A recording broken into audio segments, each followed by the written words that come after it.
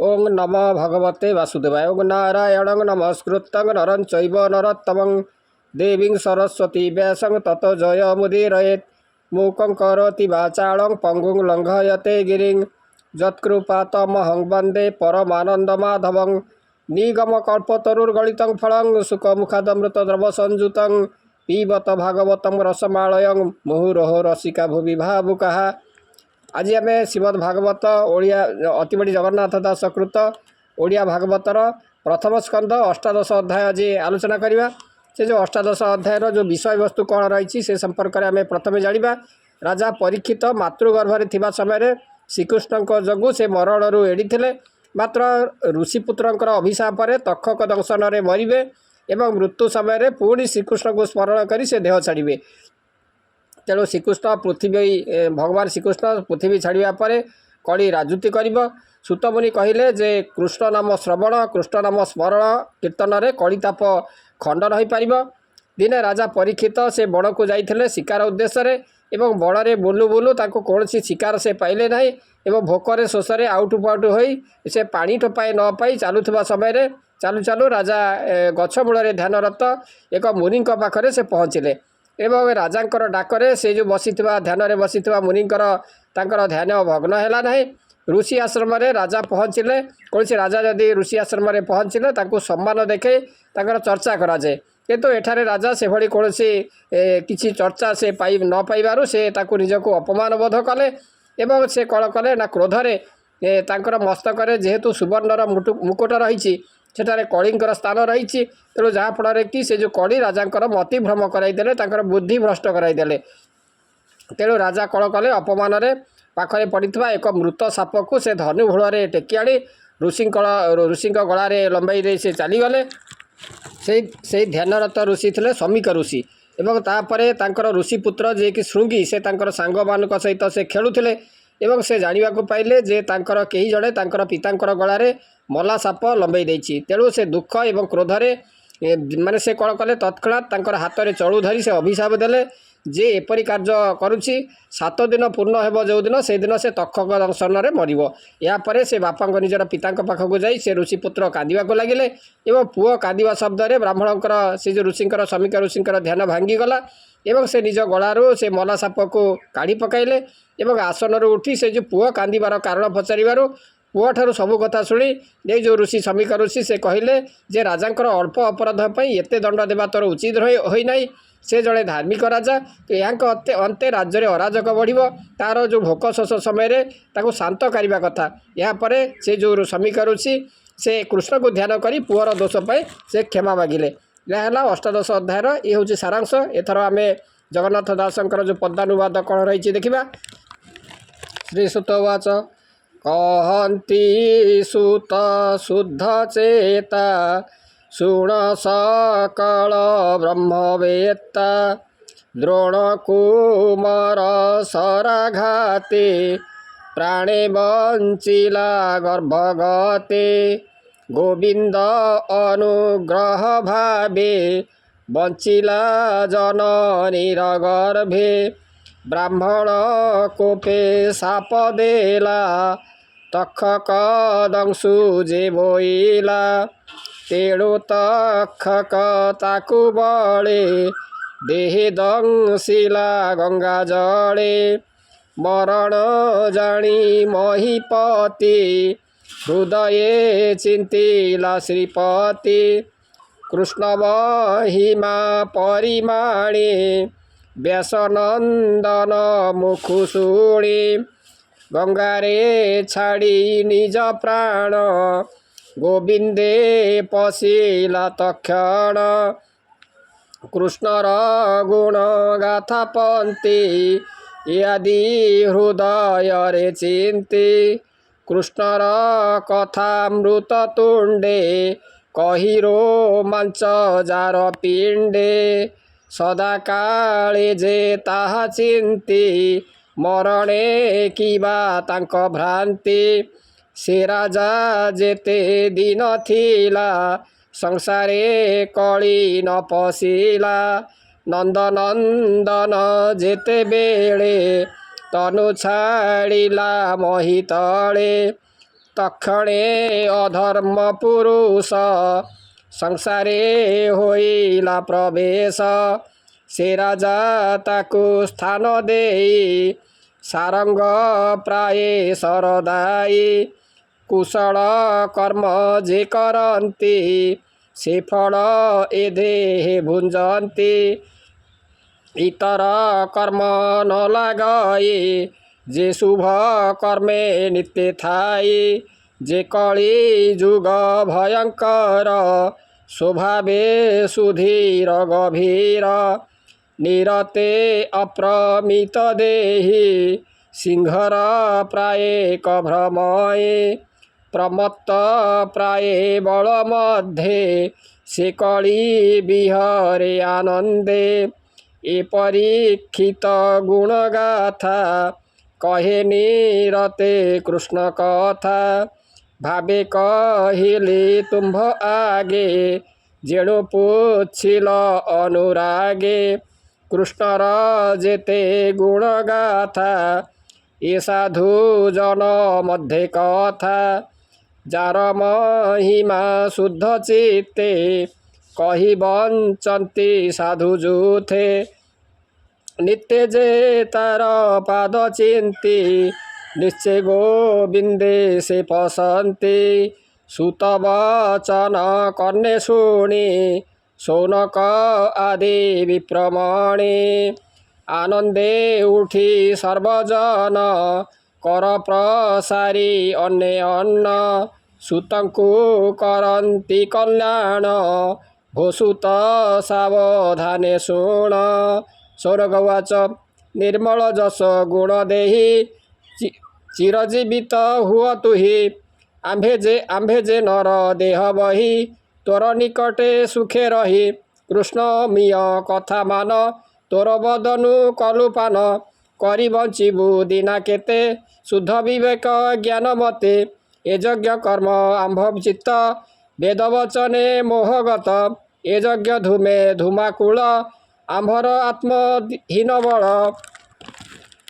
ए यज्ञ धूमे धूमाकूल आम्भर आत्महीन बल फुटिलु यज्ञ बाटे रही पथुकी जेते श्रम पाई तुझे आम्भर श्रम जानी कृष्णर कथा मृत बाणी पान कराई स्मृति मार्गे आम्भ जीवन रख एबे हरि भक्त जन संगे जे प्राणी बंचे नाना रंगे से साधु संगे स्वर्ग मोक्ष केतुल करिब प्रत्यक्ष एणु जे करे साधु संग से तरे ए भवत रंग प्राणी जीवने आशा जेते अधिक किबा ए जगते कृष्णर रस कथा जेते ताहा विश्वासी दृढ़ चित्ते कियंत जानिब ताहार जे कन्ने जिहा सुख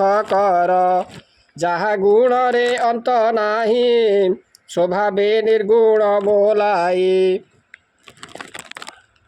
भव बिरंची जार अंते प्रमाणी न पारे जगते एणु भक्त प्राणींकर भावुक मध्ये तुम्भे बर महत प्राणींक शरण जहार अभय चरण से कृष्ण उदार चरित विशुद्ध रसे आम्भ चित्त लभिला मधुकर प्राये भोमुनि कह तु सदये कह गोविंद गुण गाथा जेणे छाड़िब भव चिंता से महाभाग परीक्षित भक्तंक मध्ये बुद्धिवंत व्यासनंदन साधु बाणी आनंदे गंगा तीरे शुणी गरुड़ ध्वज पाज तड़े प्राण निवेशी गंगा जले पशिला स्वर्ग दुख तेजी हरिचरणे भाव बुझी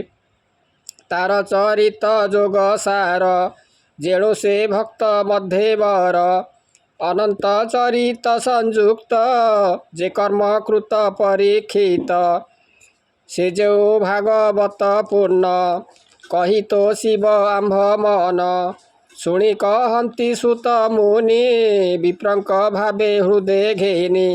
ଶ୍ରୀସୁତ ଉବାଚ କହନ୍ତି ଭାଗ୍ୟ ଏ ମୋହର ବୃଦ୍ଧଙ୍କ ମଧ୍ୟେ ପୁରସ୍କାର।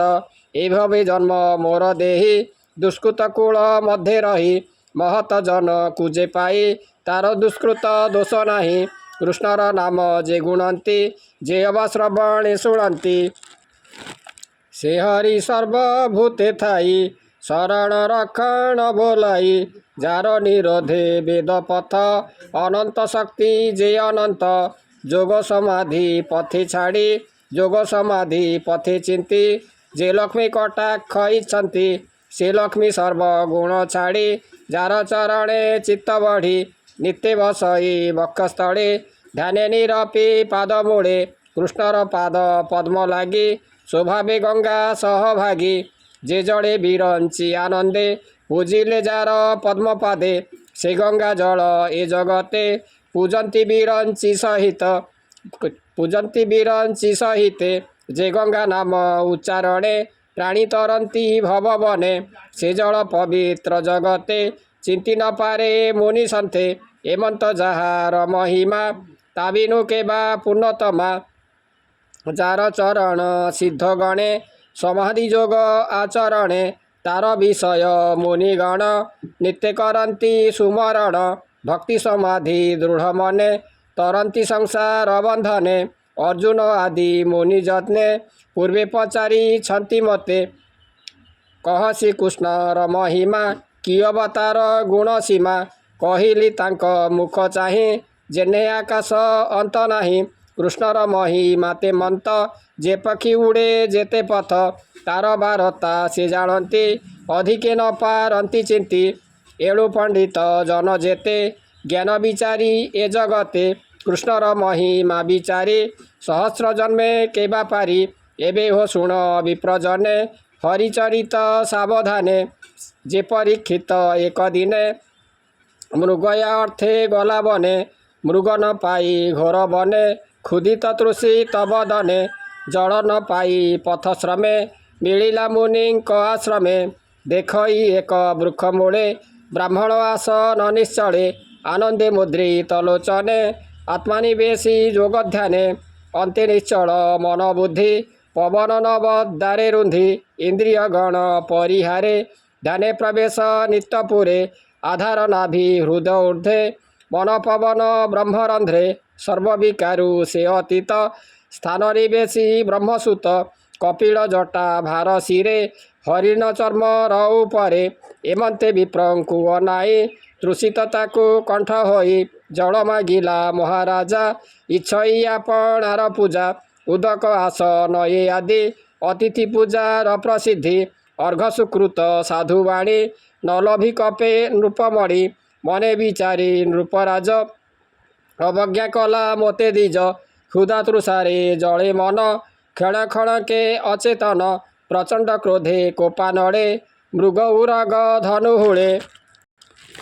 ବ୍ରାହ୍ମଣ ଗଳେ ସର୍ପ ଦେଲା ତକ୍ଷଣେ ନିଜ ପୁରେ ଗଲା। ପଥେ ଚଳଇ ନୃପମଣି ବ୍ରାହ୍ମଣ କଥା ମନେ ଗୁଣି।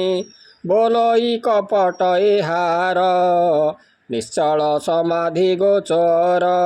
ଏଡ଼େ ଅବଜ୍ଞାନର ଦେହେ କ୍ଷତ୍ରିୟ ଜନ୍ମେ କେବା ସହେ। ଏମନ୍ତେ ଗଲା ନରନାଥ ତକ୍ଷଣେ ବ୍ରାହ୍ମଣର ସୂତ। ବାଳକ ସଙ୍ଗେ କ୍ରୀଡ଼ା କରେ ତେଜେ ଅନଳ ରୂପ ଧରେ। ରାଜାର ଆଗମନ କଥା ପିତାର ଯେ ମନ୍ତ ବ୍ୟବସ୍ଥା। ବାଳକ ମୁଖୁ ଶୁଣି କୋପେ ମିଳିଲା ପିତାର ସମୀପେ। ପିତାର କନ୍ଧେ ସର୍ପ ଦେଖି କୋପେ ଚଞ୍ଚଳ କଲା ଆଖି। ସଂସାର ଧର୍ମ ଏ ପାଳକ ଦେଖି ତାହାର ଅବିବେକ। ଶ୍ୱାନର ପ୍ରାୟେ ଚେଷ୍ଟା କଲା ହେଡ଼େ ହେ ବିପ୍ରଙ୍କୁ ଲଙ୍ଘିଲା। ବ୍ରାହ୍ମଣେ ଛନ୍ତି ଯାକୁ ବରି ସକଳ ଯାଗ ଆଦି କରି। ସାନର ପ୍ରାୟେ ଦୂରେ ଥାନ୍ତି ସେ ଭାଣ୍ଡ ଭୋଜନ କରନ୍ତି। ବ୍ରାହ୍ମଣେ କ୍ଷତ୍ରିୟଙ୍କୁ ବରି ଯଜ୍ଞରେ ଦାର ପାଳ କରି। ଉତ୍ପଥଗାମୀ ଦଣ୍ଡ ଅର୍ଥେ ଯେ ବିଷ୍ଣୁ ଜାତ ଏ ଜଗତେ। ସେଜଳୁ ନିଜ ପୁରେ ଗଲା ତେଣୁ ଏ ଅବଜ୍ଞା ହୋଇଲା ଏ ପ୍ରାଣୀ ସଂସାରେ ରହିଲେ ଧର୍ମ ନଥିବେ ଏଥି ଭଲେ ଦେଖ ମୋହର ବିପ୍ରପଣ କରିବି ଏଥିର କାରଣ ଏମନ୍ତେ ବାଳକ ଯେ କହି ରଙ୍ଗ ନୟନେ ରୋଷ ବହି କୌଶିକୀ ଜଳେ ହସ୍ତ ଭରି ମାର୍ଜନାଚ ମନ ସାରି ରାଜା ଉଦ୍ଦେଶ୍ୟ କରି ମନେ ବଜ୍ର ପ୍ରହାରଣ ରାଜା ଉଦ୍ଦେଶ୍ୟ କରି ମନେ ବଜ୍ର ପ୍ରହାରଣ ବଚନେ ଅଧର୍ମ ସମ୍ପଦ ବିଚାର ଅନ୍ୟାୟ କଲା ଯେ ପାମର ଆଜୁ ଶପଥ ଦିନ ଶେଷେ ତକ୍ଷକ ଆସି ମହାରୋଷେ ତାର ଶରୀର ବେଗେ ଖାଉ ଏ ପାପୀ ଜଗତେ ନଥାଉ ମୋର ପିତାର ଦ୍ରୋହ କରି ଏ କିମ୍ପା ଥିବ ଦେହ ଧରି ଏମନ୍ତ ସାପ ତାକୁ ଦେଇ ମିଳିଲା ପିତା ପାଶେ ଯାଇ ପିତାର ଗଳେ ସର୍ପ ଦେଖି କାନ୍ଦଇ ଅତି ଦୁଃଖେ ଦୁଃଖୀ